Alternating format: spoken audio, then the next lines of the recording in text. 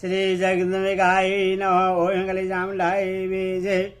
श्रीमद् भागवत महापुराण द्वितीय स्कंध आदो प्रथम अध्याय।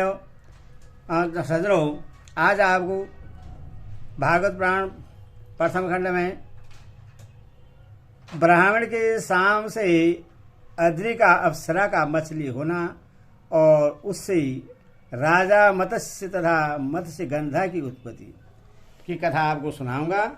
सदनों, इस कथा को सुनने से पहले आप इसको सब्सक्राइब और लाइक जरूर करें। भगवती माता आपकी हमेशा रक्षा करे। कथा सुनिए। ब्राह्मण के शाम से अद्रि का अप्सरा का मछली होना और उससे राजा मत्स्य और मत्स्य गंधा की उत्पत्ति। ऋषिगण बोले, हे सूत जी, आपकी यह बात आश्चर्य एवं रहस्यपूर्ण है। इस संबंध में हम सब तपस्वियों को महान संदेह उत्पन्न हो गया है। हे मेधाविन, पूर्व काल में सत्यवती नाम से विख्यात ब्यास जी की माता का नाम राजा शंतनु के साथ जिस प्रकार विवाह हुआ, उन सती ने उस सती के अपने घर में रहते हुए भी उनसे पुत्र रूप में व्यास कैसे उत्पन्न हुए, ऐसी सत्यवती का शंतनु से पुनः वर्ण कैसे किया और उनसे दो पुत्रों की उत्पत्ति कैसे हुई। हे सुव्रत, हे महाभाग, आप इस परम पावन कथा को विस्तार पूर्वक कहिए। आप व्यास जी तथा सत्यवती की उत्पत्ति का वर्णन कीजिए। हम सभी व्रतधारी ऋषि इस विषय में सुनने के लिए उत्सुक हैं। सूत जी बोले, मैं चतुर्वर्ग धर्म अर्थ काम मोक्ष प्रदान करने वाला परम आदि शक्ति को प्रणाम करके यह शुभ पुराणी कथा कहूँगा, जिनके विशिष्ट वाग्भव बीज मंत्र एवं का किसी भी बहाने से उच्चारण करते ही शाश्वती सिद्धि प्राप्त हो जाती है। उन इच्छित फल देने वाली भगवती का सभी लोगों को अपनी समस्त कामनाएं पूर्ण करने के लिए संपूर्ण भाव से सम्यक स्मरण करना चाहिए।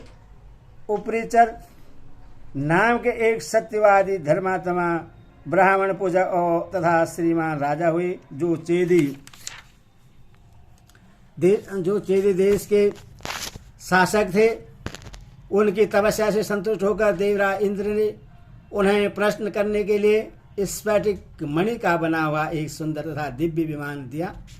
उस दिव्य विमान पर चढ़कर चेदीराज सर्वत्र विचरण करते थे।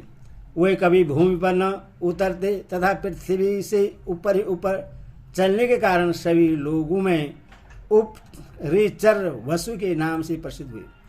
वे राजा अत्यंत धर्मप्राण थे। उनकी धर्मपत्नी का नाम गिरिका था, जो रूपवती तथा सुंदरी थी। महाराज उपरिचर के 5 पुत्र हुए, जो बड़े महान वीर एवं परम प्रतापी थे। यथा समय उन्होंने अपने राजकुमारों को अलग अलग देशों का राजा बना दिया। एक बार राजा वसु की पत्नी गिरिका ने ऋतु काल के स्नान से पवित्र होकर राजा से पुत्र प्राप्ति की कामना की। जिस समय वह प्रार्थना करने लगी, उसी समय उनके पितरों ने उन राजा से कहा, हे राजन, मृगों को मार लाओ।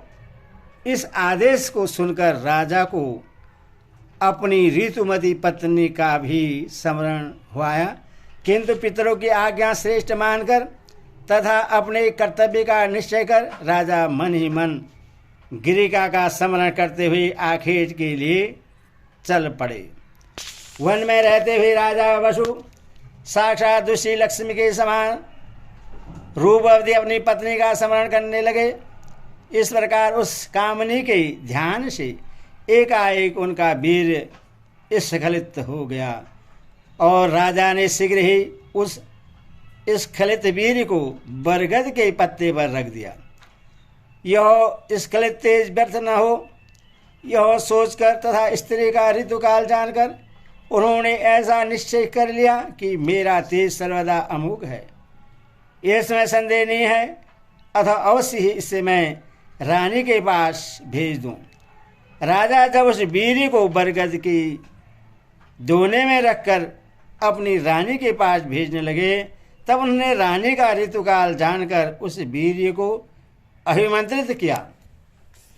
राजा के पास ही बैठे हुए बाज पक्षी को बुलाकर उससे कहा, हे महाभाग, तुम इससे ग्रहण करो और शीघ्र ही मेरे घर ले चलो। मेरे घर जाओ। हे सौम्य, मेरा हित करने के लिए इससे लेकर तुम मेरे घर जाओ और शीघ्र ही गिरिका को दे देना, क्योंकि आज ही उसका ऋतु काल है।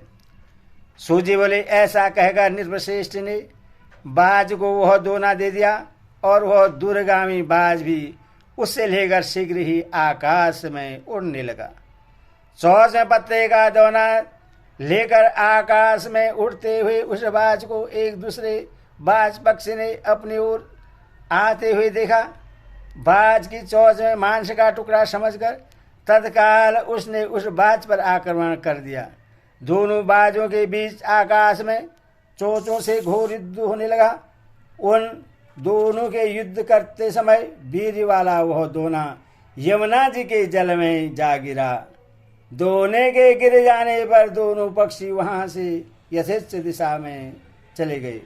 उसी समय आंद्रिका नाम की एक अप्सरा जल में निमग्न होकर जल क्रीड़ा कर रही थी। उस सुंदरी स्त्री ने वहां पर उपस्थित संध्या वंदन करने में तत्पर एक ब्राह्मण को देखा और उन ब्राह्मण का पैर पकड़ लिया।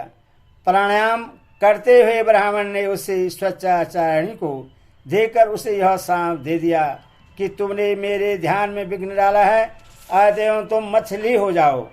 इस प्रकार ब्राह्मण श्रेष्ठ से शाप पाकर वह अद्रिका नाम की रूपवती श्रेष्ठ अप्सरा मछली बनकर यमुना के जल में विचरने लगी।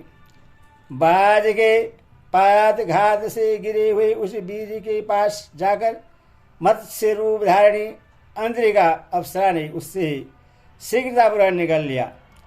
कुछ समय बाद 10 महीने बीतने पर एक मछुआरे ने उस सुंदर मछली को अपने जाल में फंसा लिया। उस मछुआरे ने शीघ्र ही उस मछली का पेट चीर दिया। उसके उदर से मनुष्य के आकार वाली जुड़वा सतती संतानें निकली। जब दोनों में एक रूपवान बालक था, एक सुंदर मुख वाली बालिका थी।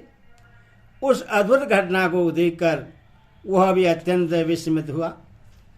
उसने मछली के पेट से निकले उन दोनों बच्चों को राजा उपरिचर को सौंप दिया। राजा भी आश्चर्यचकित हुआ और उसने उस सुंदर पुत्र को ले लिया। वह वसुपुत्र मत्स्य नामक राजा हुआ, जो अपने पिता के समान ही धर्मात्मा, सत्यप्रज्ञ, महातेजस्वी तथा पराक्रमी था। राजा उपरिचर वसु ने वह कन्या उस मछुआरे को दे दी, जो आगे चलकर काली तथा मत्स्योदरी नाम से प्रसिद्ध हुई। अपने गुण विशेष के कारण वह मत्स्यगंधा नाम से कही जाने लगी।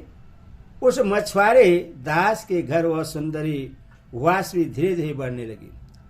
ऋषिगण बोले, हे सूजी, मुनि के द्वारा साबित हो अंतरिका नाम की श्रेष्ठ अप्सरा जब मछली हो गई और मछुआरे ने उसे चीर डाला, तब वह मर गई अथवा उसने उससे खा लिया।